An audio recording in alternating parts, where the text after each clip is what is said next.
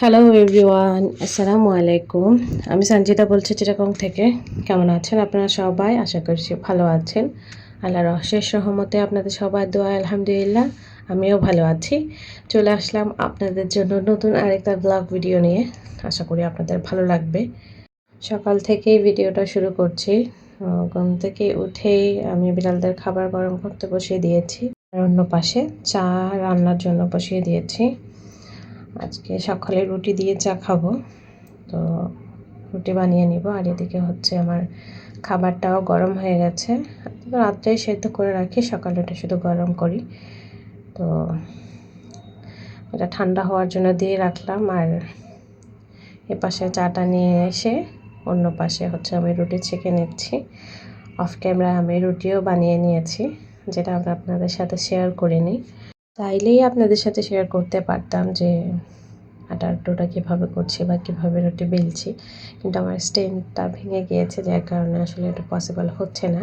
আর এমন একটা সময় ভেঙেছে, চারিদিকে হচ্ছে দোকানপাট সব বন্ধ, আমার যাওয়ার কোনো উপায়ই নাই।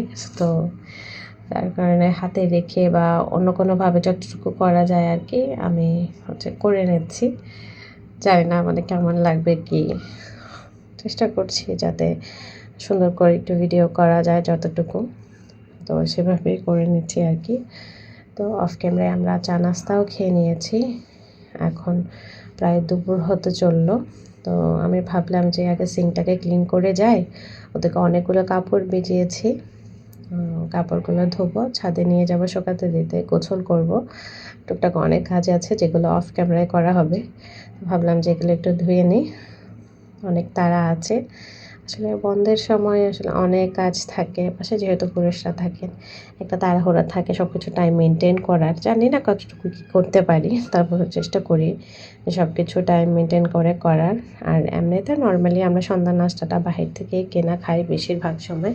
আমাদের পাশেই হচ্ছে নাস্তার হোটেল আছে, ওখান থেকে পরোটা রুটি বেশিরভাগই আনা হয়। তো তেমন একটা সন্ধ্যা নাস্তা বানানো হয় না। তো কেউ থাকলে বা কোনো একটা অফ ডেতে বা মেহমান আসলে এভাবে আসলে করা হয়। কারণ আগে করতাম সবসময়, কিন্তু এখন আসলে কাজের চাপে সব কিছু হয় না।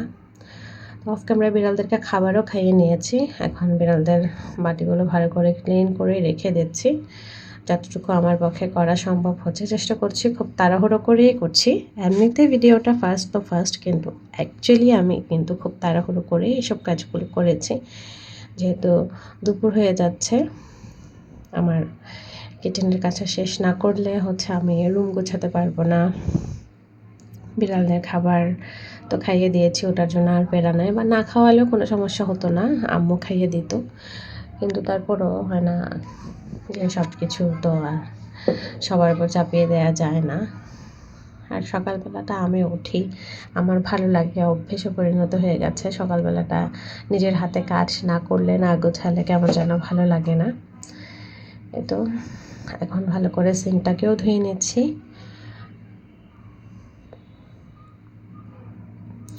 ধুয়ে দুপুরের জন্য ভাত বসিয়ে দেব। ভাত বসাতে আর বেশি সময় লাগবে না, কারণ রাতে অনেকটা ভাত রয়ে গেছে আর কি। রান্না করা হয়েছিল দুটো, পুরোটাই থেকে গেছে। অল্প করে জাস্ট বসাবো। আমার গলাটা আজকে প্রচণ্ড ব্যথা করছে, তো যার কারণে একটু আমার ভয়েসটা অন্যরকম শোনা যেতে পারে। আমার ভয়েসটা যদি আপনাদের শুনতে খারাপ লাগে, সো প্লিজ একটু সাউন্ডটা মুট করে দিবেন। আর যদি কোনো অসুবিধা না হয় তাহলে শুনতে পারেন। যাই হোক, এদিকে আমি চলে আসলাম ভাত বসাতে দিয়েই হচ্ছে কাপড় ধুতে চলে যাব। কারণ একসাথে বসে থেকে একটা কাজ হয়ে আরেকটা কাজ করব, ওই রকম করতে গেলে অনেক বেশি সময় লেগে যায়। আমি চেষ্টা করি যে চুলায় যদি মানে হয় না যে সময় সাপেক্ষ কোনো জিনিস আমি তৈরি করতে বসিয়েছি, তখন এর ফাঁকে আমি অন্য একটা কাজ সেরে নিই ওই সময়টার মধ্যে। তো আজকেও তার ব্যতিক্রম না। ভাতটা বসিয়ে দিব, বসিয়ে হচ্ছে আমি কাপড় ধুতে চলে যাব।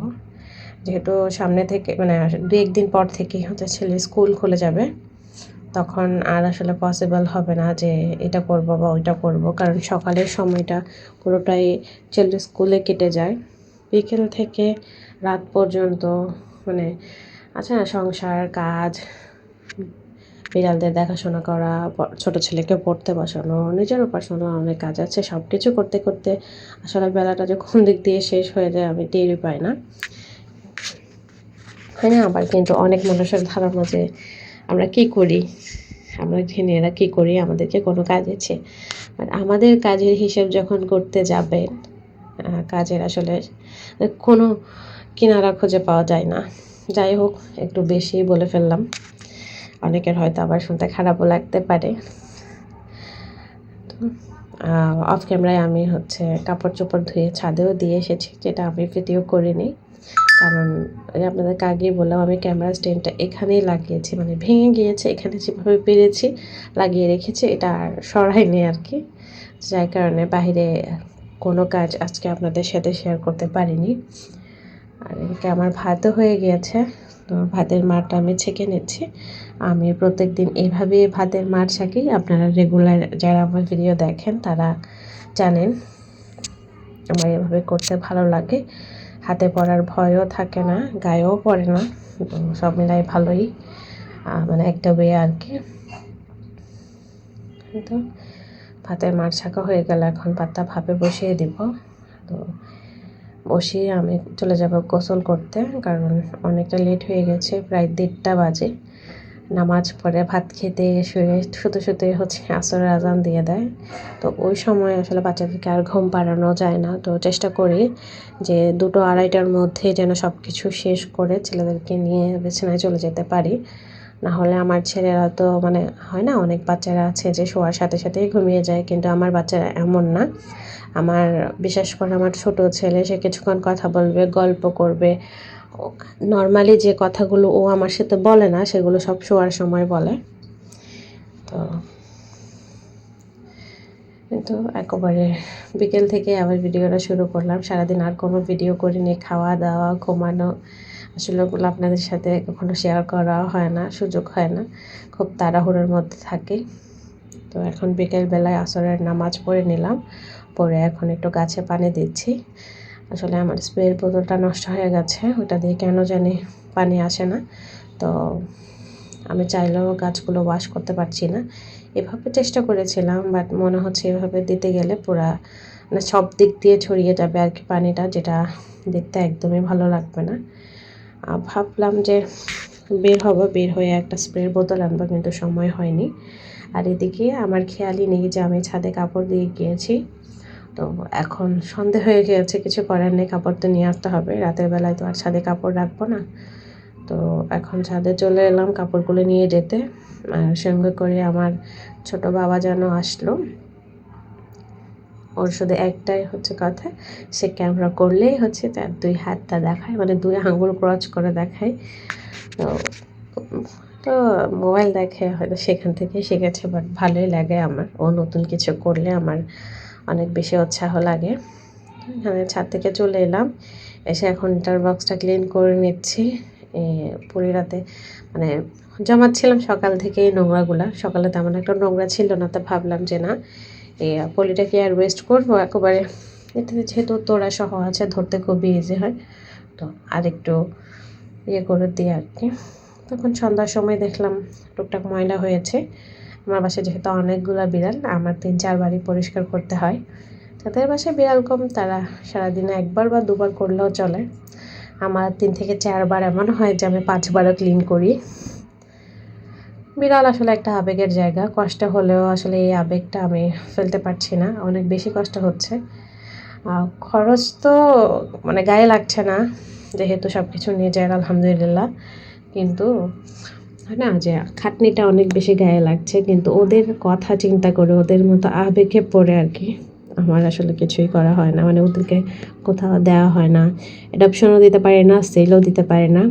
কথায় আছে না যে মানে আমাদের এখানে একটা কথা বলে, প্রবাদ বাক্য, যে সাদে মন ছাড়তে পারছে না, কাঁটা বিচ্ছে যেটা গিলতে পারছে না। তো এরকম একটা অবস্থা আর কি। এটা আমাদের চাঁদখাইয়া ভাষায় আরও সুন্দর করে বলে, যখন এটা আমি মানে আমাদের আঞ্চলিক ভাষা থেকে সাধু ভাষায় ট্রান্সলেশন করলাম, হয়তো অন্যরকম লাগছে, বাট এটা আমাদের চাঁদখাইয়া ভাষায় খুব সুন্দর করে বলে। তো যাই হোক, ছোট ছেলেকে পরিয়ে নিলাম, পরিয়ে এদিকে রাতের ভাত বসিয়ে দিয়েছি, দিয়ে এদিকে আমি বিড়ালদের জন্য মুরগিটা কেটে নিলাম। কেটে এখন ধুয়ে নিচ্ছি। কাঁটাটা আর আপনাদের সাথে শেয়ার করলাম না। আমি জানি আপনারা সবাই কাঁটাটা আমার চেয়ে ভালো পারেন। আমি তো বিড়ালদের জন্য করতে করতে অভ্যস্ত। আর অনেকে অনেক সুন্দর করে পারফেক্টলি সব কিছু করেন, তো আমি আসলে সেটা করতে পারি না বা করা হয় না। ইনশাআল্লাহ আমিও চেষ্টা করব যাতে আমার ভিডিও, আমার প্রত্যেকটা কাজ খুব সুন্দর সাজানো গোছানো হয়। চেষ্টা করব যাতে সুন্দর সুন্দর ভিডিও আপনাদেরকে উপহার দিতে পারি। ভিডিওর এই পর্যন্ত যারা আমার সঙ্গে আছেন তাদেরকে অসংখ্য ধন্যবাদ আমার পাশে থাকার জন্য, আমাকে এভাবে সাপোর্ট করার জন্য। আর আমার চ্যানেলে যদি নতুন হয়ে থাকেন প্লিজ আমার চ্যানেলটা সাবস্ক্রাইব করে আমার পাশেই থেকে যাবেন। অল অপশন বাটনটা ক্লিক করে রাখবেন যাতে আমি নতুন নতুন ভিডিও দিলে আপনাদের কাছে নোটিফিকেশন পৌঁছে যায়। আর এদিকে আমার ননদ হচ্ছে রেড ভেলভেট কেক বানিয়েছিল, ওইটাও নিয়ে নিলাম খেতে, সাথে রসমালাইও নিয়ে নিলাম, আপনাদের ভাইয়া ঢাকা থেকে এনেছে। তো তো আজকের ভিডিওটা এই পর্যন্তই। সবাই ভালো থাকবেন, সুস্থ থাকবেন। দেখা হবে নেক্সট কোনো ভিডিওতে। আল্লাহ হাফেজ, আসসালামু আলাইকুম।